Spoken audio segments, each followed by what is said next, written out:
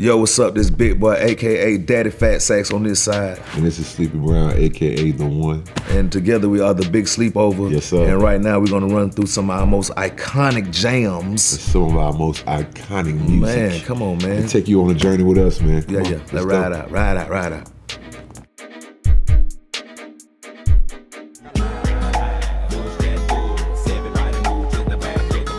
When we started doing the Quimini, we were at Doppler, another studio, and then just bringing in a plethora of just musicians, from percussionists to bass players and guitar players and horn players, and you got songs like SpottieOttieDopaliscious. Yeah. And just really, it was a blank canvas, and you can just do whatever you want to do. That's one thing when you use live instruments, you're not just locked into one groove. Many a day has passed, the night has gone by, but still I find the time to put that bomb off in your eye. Was it true that you were sued by the estate of Rosa Parks for that song?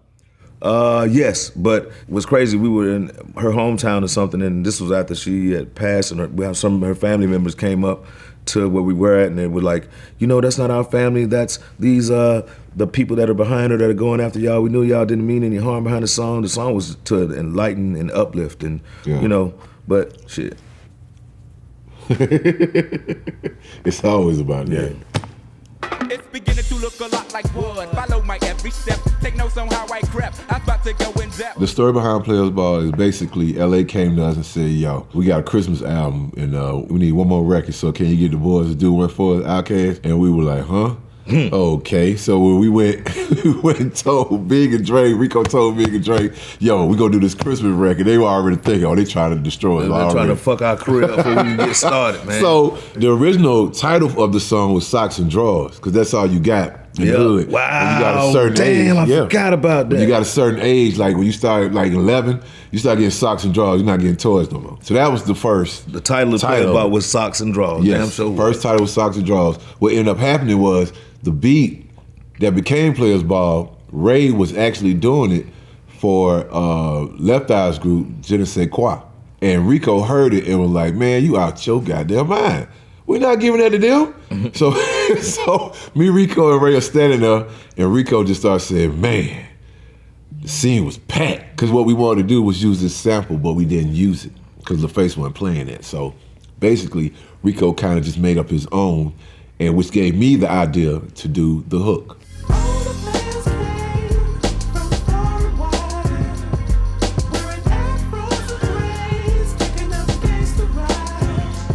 And actually, we had to pick between the two beats because it was TLC Sleigh Ride, and it was the Players Ball beat, and we was like, we want that one. That's right. They gave us first deal. We want that one. We picked the right beat, and here we are today. Yes, sir.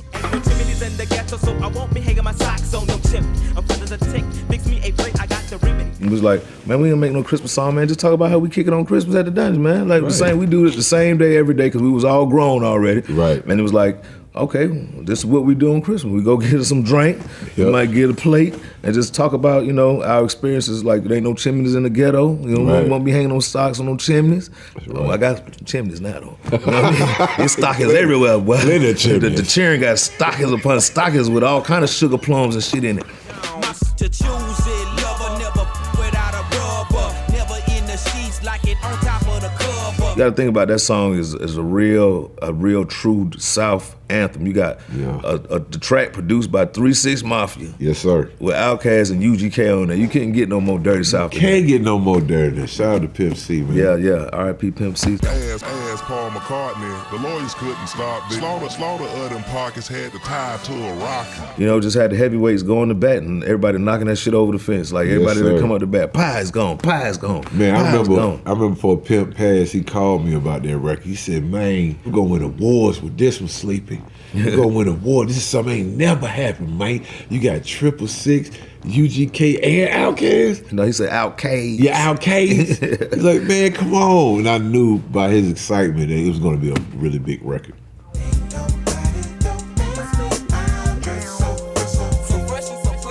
It was over at our studio, Organized Noise, over at the house. Played on the keys at the studio and sung it kind of for Reek, the little melody, and then Reek basically came up with the words.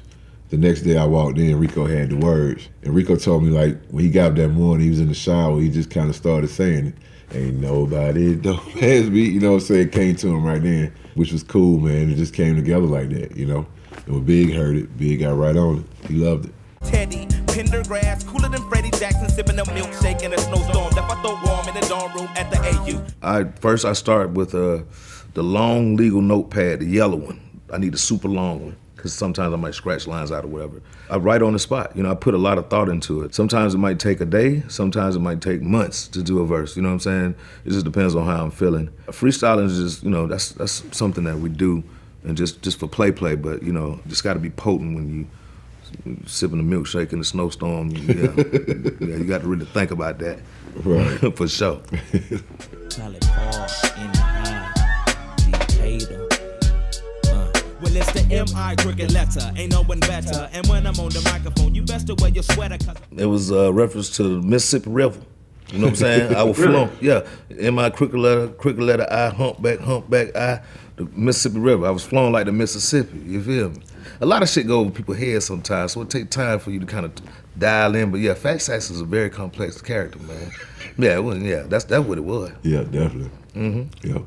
We're buying like MPC drum machines and SB1200 drum machines, had little Boss 808 machines and keyboards and whatnot. And we just started tinkering around. We both set up little home pre-production studios, and it just all came from being, you know, students under Organized Noise, just kind of watching them.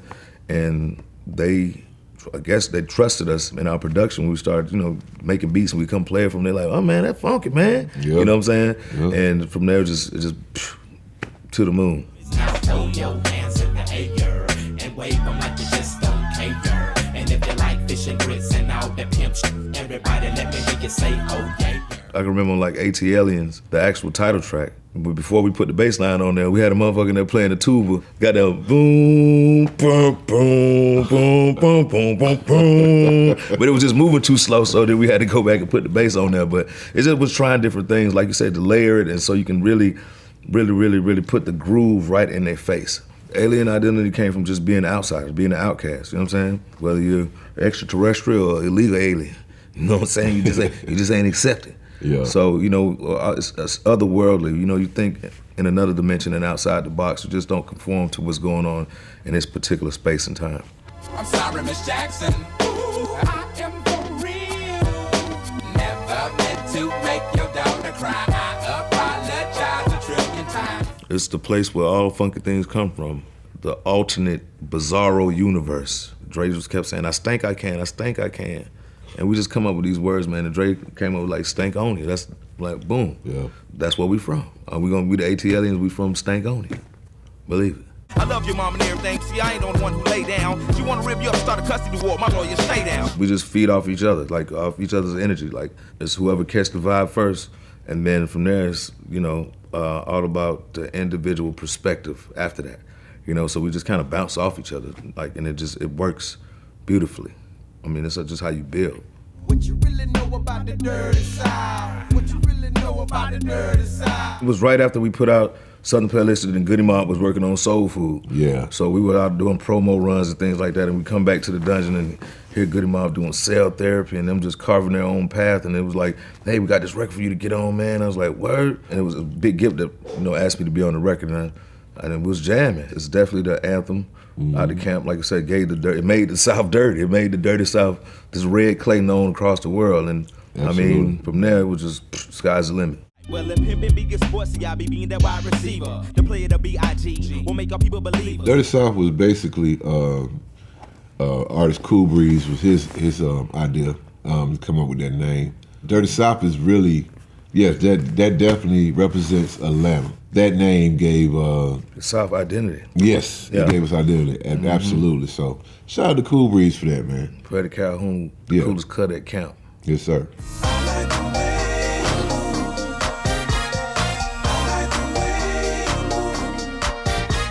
I had a beat for years, and I had a cookout at my house. Yep. And we were in the boom boom room, and I played it. And then Brown was like, wait a minute. And then he started like humming. I'm like, okay, cool. He was like, well, we're gonna work on this, man, next. And we brought it in the studio, man, and I promise you this man got in there and just went crazy. Mm-hmm. And I was like, wow, that's like, this gonna be one of the ones. So I had to be real meticulous with my pen after that, because I knew it was the Jam Jam.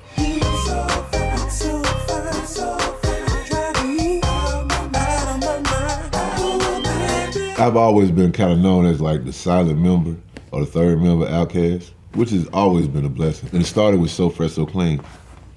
So by the time we got to The Way You Move, that was the record that really put me out, you know, as far as big, letting everybody see who I was and doing verses and all that stuff. Because, you know, I remember when, you know, really LA wanted Usher to do it, you know what I'm saying? But big, you know, little bro stuck up for me and it was like, no, we're gonna keep Sleepy on it, which I really appreciate him for doing it, because it really took me to another level as far as finally wanting to be known as an artist. I knew it was a great record. When I first heard the hook, I knew it was gonna be a great record. I didn't know how big it was gonna be though. You know, I didn't know that when it came out, you know, on the charts, it'd be like, hey y'all, 1 week at #1. The Way You Move at #2, the next day it'd be The Way You Move at #1, and Hey Y'all #2. It was battling with each other, which was really incredible. And I just, you know, man, it was such a blessing to have a record like that, man. Such a blessing.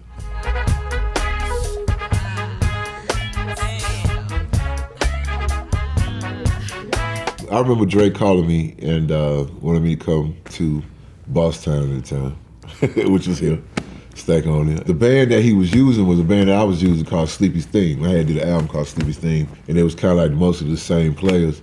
And when I came in the studio and I heard that groove, I was like, wow, this is different and crazy. So I'm like, what you want me to do on it? He was like, man, just kind of sing about, you know, what's going on in your day that day. Like, what's Sleepy do when he waking up and what's going on? It just became a vibe, man. It just, you know, SpottieO just became one of those records that, I don't know, bro. It's just... It's organic, man. Yeah, it's so organic. That's what it is. When I first met my SpottieOttieDopaliscious angel, I can remember that damn thing like yesterday. When it's free flowing and you have freedom in the groove, you can do whatever you want to do. And we would like to call our performances on that record was called not spoken word, but smoking word. Nice. Yeah. Now party people in the club, it's time to cut a rug and throw the juice up in the sky just for the Shutterbugg. I was over there at Jive, and they was shucking and jiving. And I called LA, and LA was like, come on home. I had For Your Sorrows, and then I had Shutterbugg that was produced by Scott Storch.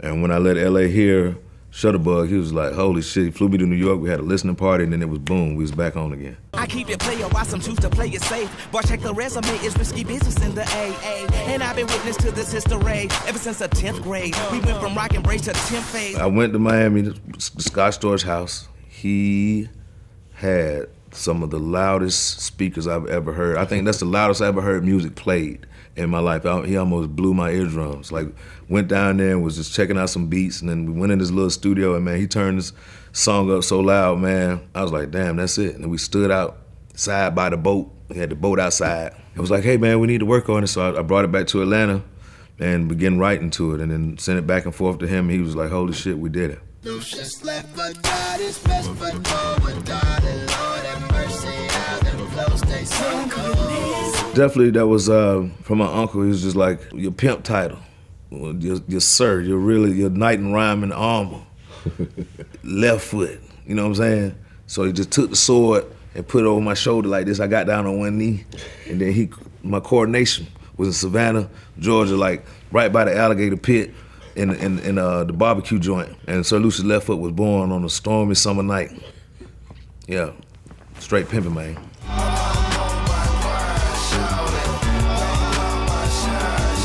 Man, he's cool as hell, man. Like, we recorded right here in this studio again. SpottieOttieDopaliscious, the place where all funky things come from. I just called him and was like, man, I got this song. I want you to get on with me. So he pulled up like a couple of hours later in a yellow Lamborghini. He kept calling me big dog, big dog, big dog, what you want me to do, big dog?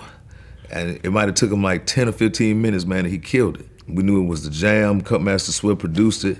And then maybe 2 or 3 weeks later, went to jail. I'm like, goddamn. So I had to shoot a video for it because I believed in the record. And I just was showing like pictures and footage of him. It looked like a goddamn memorial video almost, you know what I mean? I make music, I make movies, I need Tyler Perry sell. Loud smell coming out the lamb. What the hell, Gucci man, so I'm Gucci down, she got on Chanel.